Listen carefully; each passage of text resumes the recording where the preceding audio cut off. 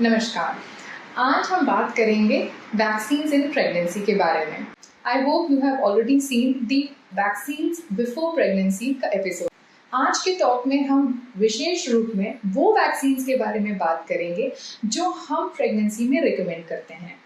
अब आप लोग सोच रहे होंगे कि मैडम टीका के बारे में क्यों बात कर रही हैं, ये तो सबको पता है कि 2 टीके लगते हैं। But I am sure at the end of the talk आपको यही लगेगा कि मैडम ने आज तो ऐसी बातें कह दी जो हमें पता ही नहीं था टीके के बारे में। सबसे पहले हम बात करते हैं कौन कौन से वैक्सीन्स डॉक्टर्स रिकमेंड करते हैं ड्यूरिंग प्रेगनेंसी।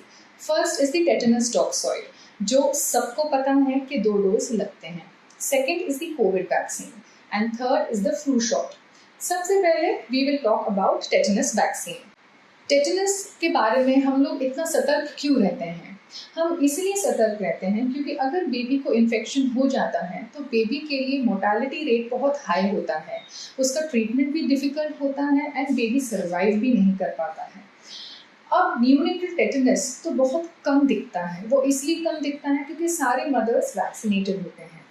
अब पहले के टाइम में कुछ साल पहले जब घर पे डिलीवरी होती थी या ऐसे साधन नहीं होता था कि महिला को हॉस्पिटल तक लेके जाए, तो ऐसे सिचुएशंस में घर पे ही जब डिलीवरी किए जाते थे तो जो अम्बिलिकल कॉर्ड को कट किया जाता था वो अनस्टेराइल इक्विपमेंट से किया जाता था। डिलीवरी के बाद जो अम्बिलिकल का स्टंप रहता था उस पे लोग गोबर डाल देते थे ये सोच के कि गोबर बहुत स्टेराइल है एंड इससे बेबी को इन्फेक्शंस होते थे और बच्चे नहीं जिंदा रह पाते थे। इसीलिए नेशनल इम्यूनाइजेशन प्रोग्राम ने टेटनस टॉक्सॉइड इनकॉर्पोरेट किया है इन द इम्यूनाइजेशन स्केड्यूल। अब ये स्केड्यूल में महिला को 3rd मंथ से 7th मंथ के बीच में 2 टेटनस टॉक्सॉइड के डोजेस लगते हैं। अगर आपका सेकेंड बेबी है और सेकेंड बेबी 3 साल के अंतराल में हुआ है तो फिर आपको सिर्फ 1 टेटनस टॉक्सॉइड लगेगा। बट अगर आपका सेकेंड बेबी 3 इयर्स कंप्लीट कर चुका है तो फिर आपको वापस 2 डोज लगेगा इन योर सेकेंड प्रेगनेंसी और any other pregnancy over that. Tetanus toxoid work कैसे करता है? टेटनस का जो टॉक्सिन है उस टॉक्सिन को बहुत डाइल्यूट और माइल्ड किया जाता है और वो एडमिनिस्टर हम करते हैं एक इंट्रामस्कुलर इंजेक्शन से। इससे महिला के बॉडी में एक इम्यून रिस्पॉन्स पैदा होता है लेकिन डिजीज पैदा नहीं होता है। तो वो इम्यून रिस्पॉन्स में जो एंटीबॉडीज डेवलप होते हैं वो एंटीबॉडीज माँ से बच्चे को ट्रांसफर होता है। सो जब तक बेबी का वैक्सीनेशन जो डीपीटी वैक्सीनेशन होता है जो बेबी का 1.25 महीने कंप्लीट होने के बाद होता है, जन्म से 1.25 महीने तक बेबी एंटीबॉडीज के साथ प्रोटेक्टेड रहता है टेटनस डिजीज के against. So this is the logic. इसीलिए हम हर गर्भवती महिला को 3rd मंथ के बाद और 7th मंथ के पहले 2 डोज टेटनस टॉक्सॉइड का देते हैं। अब इंटरेस्टिंग चीजें टेटनस टॉक्सॉइड के बारे में हम बात करते हैं। सबसे पहले हम ये टेटनस इंजेक्शन लेफ्ट आर्म में देते हैं। अब लेफ्ट आर्म में क्यों देते हैं? क्योंकि अधिकतर महिलाएं राइट हैंडेड होती हैं। सो अगर आप लेफ्ट हैंडेड हो तो आप अपने नर्स को बता सकते हो कि इंजेक्शन को इंट्रामस्कुलरली राइट आर्म में देने के लिए, ताकि आप अपना नॉर्मल डे एक्टिविटीज और काम कर सकते हैं। क्यों ये इंजेक्शन हिप्स में या ग्लूटियस में नहीं लगाया जाता है? अधिकतर महिलाएं specially in pregnancy have a increased amount of hip fat, क्योंकि मोटापा ज्यादा होता है हिप्स के जगह में। अगर ये इंजेक्शन इंट्रामस्कुलरली हम देने की कोशिश कहाँ करेंगे तो इंजेक्शन मसल में नहीं फैट में चला जाएगा एंड अगर फैट में चला जाएगा तो absorption of the vaccine is very less, तो आपको उसका एफिकेसी नहीं मिलेगा। इसीलिए ये इंजेक्शन इंट्रामस्कुलरली लेफ्ट आर्म में ही लगाया जाता है। फिर एक और इंटरेस्टिंग बात, tetanus toxoid is a very cold sensitive vaccine. इसका मतलब ये है कि इन वैक्सीन में कोल्ड चेन मेंटेन करना बहुत इंपॉर्टेंट है। अगर आपने इंजेक्शन लगवाया और वो इंजेक्शन गर्म है या वार्म है, that means the vaccine is not effective. आपको जब वैक्सीन दिया जाता है वायल ठंडा होना चाहिए या कोल्ड स्टोरेज से ही निकाल के दिया जाना चाहिए। तो इस बात का आप ध्यान रखें कि अगर आप वैक्सीन कोई भी सेंटर पे लगाएं, वो सेंटर ऐसा होना चाहिए जहां पे 24 आवर्स का इलेक्ट्रिसिटी बैकअप हो।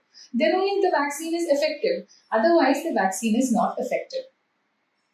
सेकेंड वैक्सीन जो प्रेगनेंसी में लगवाना चाहिए that is the covid vaccine.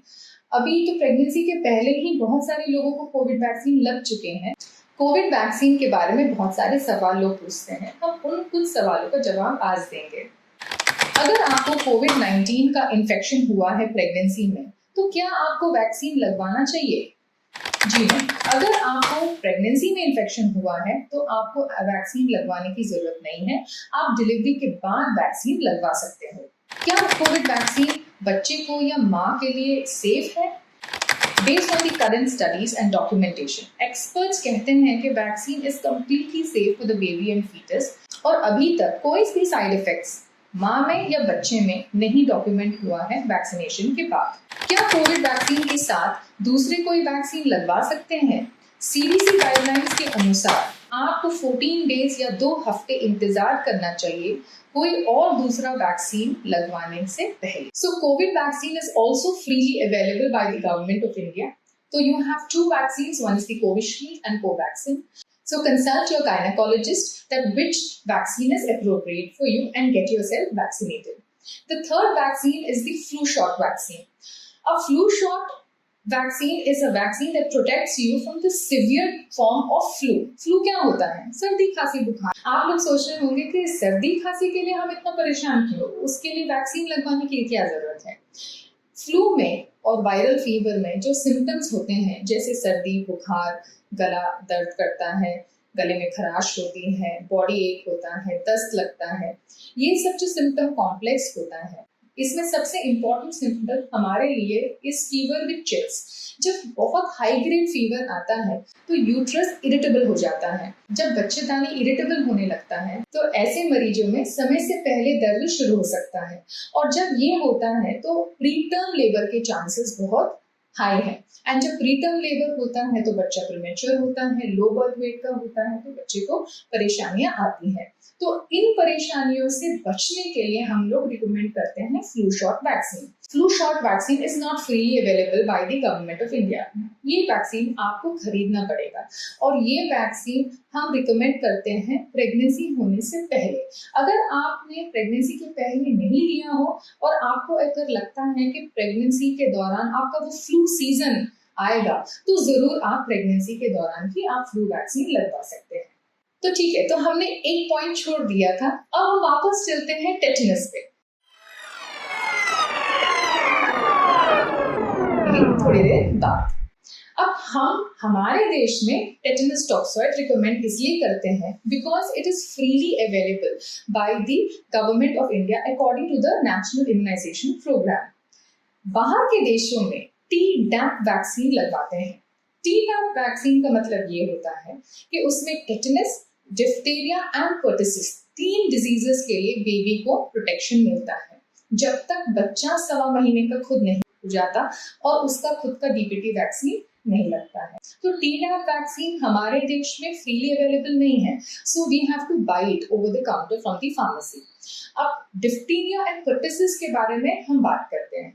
Diphtheria एक अपर रेस्पिरेटरी ट्रैक्ट इन्फेक्शन होता है जो बच्चों को अगर एट बर्थ होता है, एक वाइट कलर का मेम्ब्रेन या पैच डेवलप होता है ओरल कैविटी में, गले में, जिससे बच्चे को सांस लेने में दिक्कत हो सकती है और बेबी को एनआईसीयू में एडमिट करना पड़ सकता है। पर्टिसिस इन्फेक्शन में भी ये गले का ही इन्फेक्शन होता है, सर्दी खांसी होता है और खांसी बहुत लंबा चलता है और बच्चे को कभी कभी सांस लेने में दिक्कत होती है। आज मैं टीडैप वैक्सीन के बारे में इसलिए बात कर रही हूँ क्योंकि बहुत सारे अटेंडर्स मुझसे पूछते हैं कि मैडम 2 टीके तो लग गए, कोई तीसरा टीका तो नहीं है। ये आंसर टीडैप वैक्सीन है। ये तीसरा टीका हम रिकमेंड करते हैं 27 हफ्ते से 36 हफ्ते तक।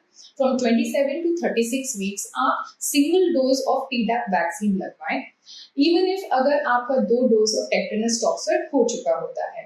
इससे बेबी को 2 एडिशनल डिजीजेस डिफ्थीरिया और पर्टिसिस के लिए प्रोटेक्शन मिलेगा, which is very useful and beneficial for the mother and for the baby.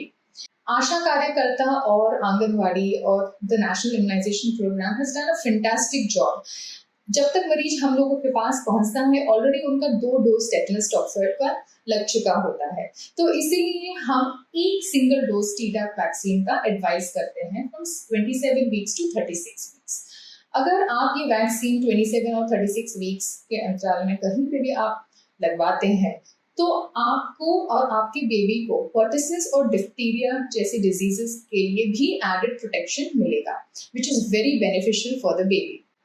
क्योंकि आपके अटेंडर्स हमेशा मुझसे ये सवाल पूछते हैं, इसलिए मैंने आज ये टॉपिक चूज किया। To summarise it all, vaccine कौन कौन से हैं जो हमें लगवाना चाहिए? 2 doses of tetanus toxoid vaccine, covid vaccine and the flu shot vaccine. अगर आपके यहाँ अवेलेबल है टीडैप वैक्सीन तो अपने गायनेकोलॉजिस्ट से जरूर बात करिए और टीडैप वैक्सीन 27 to 36 वीक्स के बीच में जरूर लगवाएं। Thank you.